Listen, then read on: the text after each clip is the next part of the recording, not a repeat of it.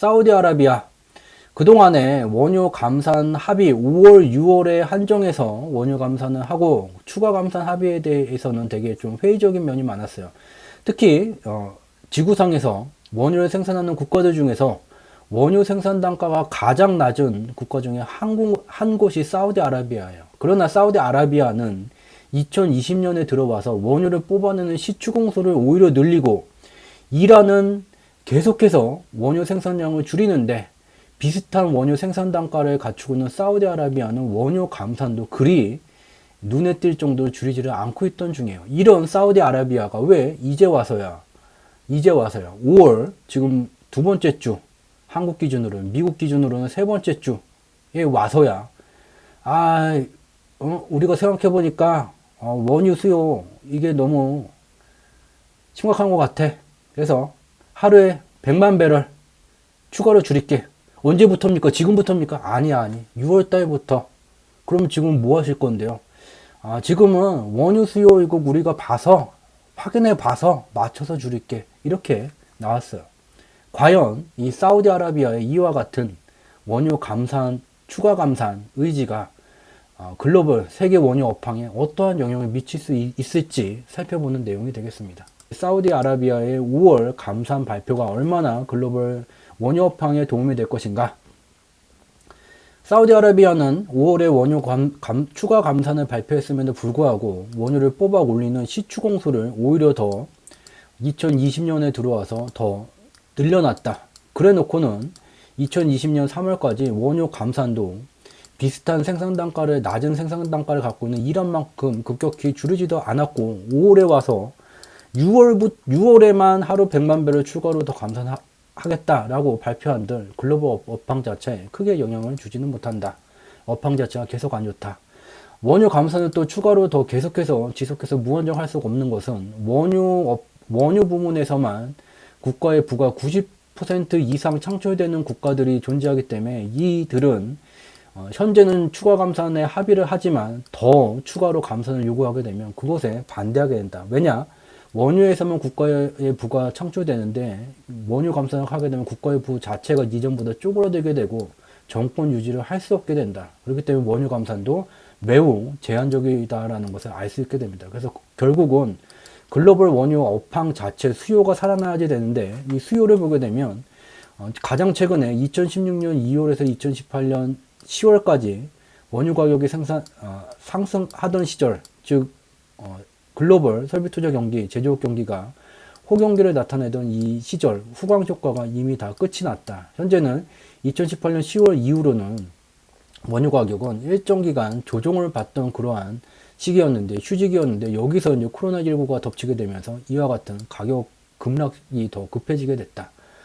그리고 과거에 이제 글로벌 전염병이 나타났을 때를 살펴보게 되면 글로벌 전염병이 나타나게 되면 일정 기간 설비 투자 경기, 제조업 경기가 둔화 내지 침체세를 나타내게 되고 원유 업황, 원유 가격은 크게 개선되지 못하는 기간이 나타나게 된다는 것을 알 수 있게 됩니다. 그렇기 때문에 원유 업황의 침체는 포스트 코로나 시대로 접어들게 되더라도 일정 기간 더 지속되게 된다는 것을 어렵지 않게 인지할 수 있게 됩니다. 하루 100만 배럴 추가 감산할게. 언제부터요? 6월부터요. 이걸 왜 지금 5월에 말합니까? 그리고 여기서 끝나는 게 아니야. 섭섭하게 생각하지 마. 우리 5월에 이 원유 수요 봐가면서 추가로 더 감축할 의지가 있다. 이 말을 이제 발표를 했어요. 그래서 이제 원유 업황에 이 사우디아라비아의 추가 감산이 얼마나 영향을 미칠 수 있을지를 좀 살펴보게 되면 이미 오펙 플러스와 비오펙 플러스, 쉽게 말하면 지구상에서 원유를 뽑아서 남에게 파는 국가들은 5월과 6월에 국한해서 970만 배럴에다 1000만 배럴, 약 1970만 배럴 정도를 하루당 1970만 배럴 정도를 감산하기로 합의를 했어요. 5월과 6월에만. 근데 여기에 이제 사우디아라비아가 6월에만 추가로 자기네들 100만 배럴 하루에 더 추가 감산하기로 한 거예요. 근데 국제에너지기구에서 추산한 세계 오일 수요를 보게 되면 2020년 4월에는 하루에 2,900만 배럴의 수요가 감소가 되게 되고 5월에는 2,500만 배럴의 감소가 되게 돼요. 여기다가 100을 더한들 이 사라지는 코로나19로 실물 경제가 멈춰서게 되고 원유 수요가 감소되는 이 수요만큼도 충족시키지를 못한다는 것을, 거의 의미가 없다는 것을 알 수 있게 됩니다.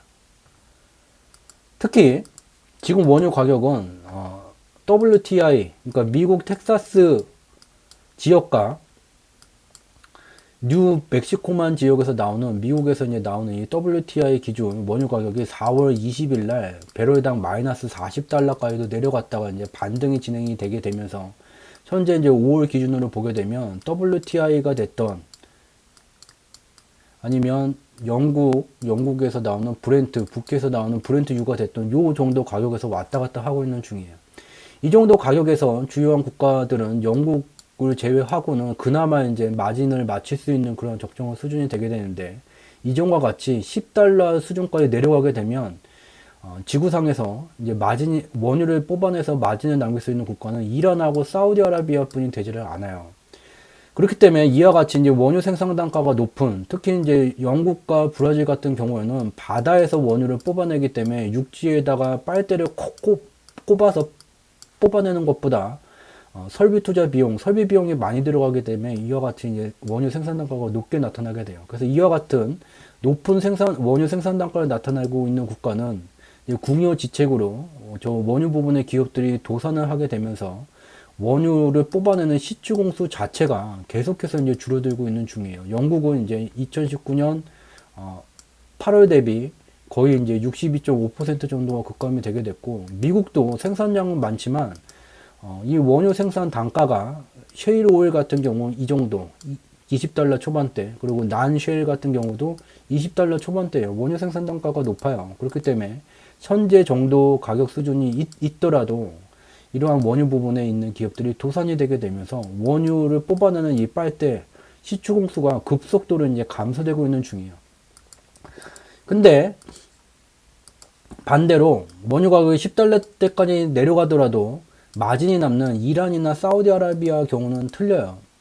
야, 우리는 원유 더 내려가도 돼. 그러니까 시추공 자체를 크게 줄이지를 않아요. 사우디아라비아는 오히려 3월까지 시추공수를 늘렸어요. 이런 원유 감산을 한다음에 이게 지금 어떻게 된 거야? 이거를 전문용어로 빨대를 꼽은 거예요. 빨대를 추가로 더 꼽아 놓고, 우리 추가 감산할게, 하루 100만 배럴 지금부터요? 아니 다음 달부터, 이와 같은 말을 한 거예요. 빨대를 더 추가로 또 꼽아 놓고 언제든지 빨대를 통해서 원유 생산량을 늘릴 수 있는 조건을 갖춰 놓고 하루 6월에만 100만 배럴 감산을 하겠다는 말을 한 거예요.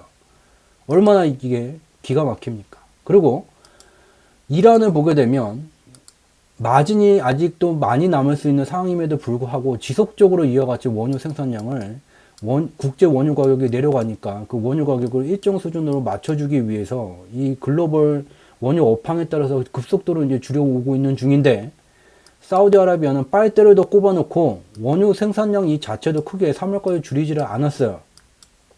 이런 상황이에요. 이런 상황이기 때문에 추가적인 사우디아라비아가 뭐 하루 100만 배럴 한다고 한들 코로나19로 멈춰선 실물 경제들에 의해서 원유 수요가 감산이 되는 이 절대적인 이 양조차도 맞출 수가 없다는 거가 돼요. 다만 이제 저장하는, 원유를 뽑아서 저장하는 저장 시설이 포화되어 가는 속도를 일부 늦출 수 있을 뿐, 실질적인 이 원유 업황 개선 자체에 도움이 전혀 되지 않고 있는 중이에요. 그리고 이제 문제는, 그러면 저 원유 수요가 줄어드는 것만큼 사우디아라비아를 더 미국이 압박을 하던, 어떻게든 압박을 해서 원유 감산을 더 하도록 합시다. 여기에도 근데 동의를 하지 못하는 국가들이 나타나게 돼요. 영국과 같은 경우에는 1년 동안 벌어들이는 국가의 총부를 이제 GDP라고 말해요. 즉, 여기는 뭐 농업에서 요만큼 나오고, 공업에서 요만큼 나오고, 광업에서 나오고, 원유에서 요만큼 나오고, 영국은 다양한 부문에서 국가의 부가 창출이 되게 돼요. 근데 문제는 이 나이지리아와 베네수엘라 같은 국가들을 보게 되면 이 국가의 부가 거의 1% 미만 빼고 나머지 전체가 이 원유에서만 나오게 돼요. 그러니까 이러한 국가들은 원유 감산을 추가적으로 더 하게 되면 국가 전체의 부 자체가 이런 영국보다 더 급격하게 줄어들게 되고, 이렇게 되면 결국 정권 유지를 하지 못하게 되고 정권이 바뀌는 결과가 초래되게 돼요. 그렇기 때문에 원유 감산도 무한정 더 할 수 없는 상황이에요. 그러면 결국은 이 원유 업황이 개선되게 되려면 이 감산으로 이제 원유 재고가 쌓이는 걸로 좀 버텨주고, 원유 가격이 적어도 이제 20달러 선은 좀 유지될 수 있는 수준으로 어떻게든 좀 버티면서 원유 수요가 살아나게 기다려야지 돼요. 근데 이것도 긍정적이지를 못해요. 무슨 말이냐? 여기에 이제 여러 가지 경제 지표의 인과 분석 내용을 설명을 드리게 되면 공감을 하기에 매우 어려운 부분이 좀 있어요. 그렇기 때문에 저희 경제 지표 스토리텔링에 특화된 시각적 방향성 분석 도구 녹색의 비행기 궤도예요. 제일 밑에서부터 태동기, 성장기, 성숙기, 쇠퇴기로 구성이 되고, 비행기가 공항인 태동기를 출발하게 되면 쇠퇴기까지 비행을 하게 돼요. 쇠퇴기에 이르게 되면 여기 생로병 사니까 죽었네, 죽는 게 아니고 새로운 생애를 만들기 위해서 출발했었던 태동기로 귀향을 하게 됩니다. 그래서 원유 가격, WTI 기준 원유 가격의 시각적 방향성을 좀 보게 되면, 원유 가격은 이미 2008년도경에 쇠퇴기까지 다 진행이 됐어요. 그래서 쇠퇴기에 이르게 되면 출발했었던 태동기로 귀향을 하는 과정에서 중간에 있는 붉은색 선, 얘가 이제 경유지예요. 평균 상승 속도를 의미를 해요. 바로 이제 태동기로 들어가는 게 아니라 경유지에 이르게 되면 적어도 한 번에 반등을 만들게 되고 태동기로 들어오게 돼요. 그래서 2016년 2월경에 이제 태동기로 귀향이 완료가 됐고, 주목할 부분은 여기에요. 2016년 2월 뒤에 다시 얘가 태동기를 넘어서 상승이, 새로운 생애가 만들어졌어요. 새로운 생애가 만들어지게 되면 여기서도 확인할 수 있듯이 바로 태동기까지 또 가는 게 아니라 평균 상승 속도를 의미하는 경유지까지 갔다가 일정 기간 점검을 받고 그 다음에 이제 상승이 진행돼요. 즉 1차 상승, 2차 상승으로 구분이 돼요. 근데 중요한 것은 이미 최근에 글로벌 원유 업황은 2016년에서 18년까지 1차 상승이 완료가 됐고, 일정 기간 조정을 받고 있던 기간에 코로나가 덮치게 된 거예요. 그래서 알 수 있는 것은 코로나 때문에 글로벌 원유 수요가 감소된 게 아니다. 코로나가 덮치기 전에도 이미 1차 상승이 완료가 됐고, 원유 수요가, 원유 업황 자체, 설비 투자 경기 자체, 글로벌 제조 업황 자체가 일정 기간 둔화 내지 침체를 나타내던 기간이었다. 그나마 2019년 8월에 세계경제 표준인 미국의 중앙은행인 미 연방준비제도 이사회가 대량의 보유자산 매각을 조기 종료하게 됐고, 이때서부터 글로벌 유동성이 단기간에 매우 빠르게 증가가 되게 되면서 설비투자 경기의 침체세가 둔화로 완화가 되던 이런 국면이었지, 원유 수요가 살아나고 있던 국면이 아니었다. 그렇기 때문에 코로나19가 지나고 난 다음에도 상당 기간 이 제조업 경기, 설비투자 경기를 갖고 국가의 부를 만들기는 힘들다. 여기에 이제 사스, 신종플루, 메르스가 발생이 됐을 때 국제 원유가와 국제 원유 가격에 영향을 미치게 되는 민간 설비 투자 경기를 나타나게 된 거예요. 이 글로벌 전염병이 나타나게 되면 이 민간 설비 투자 제조업 경기가 일정 기간 침체되는 현상이 나타나게 되고, 2008년도를 제외하고는 원유 가격이 일정 기간 크게 살아나지를 못해요. 왜 2008년에는 설비 투자 경기가 침체되는데 바로 얘가 살아났어?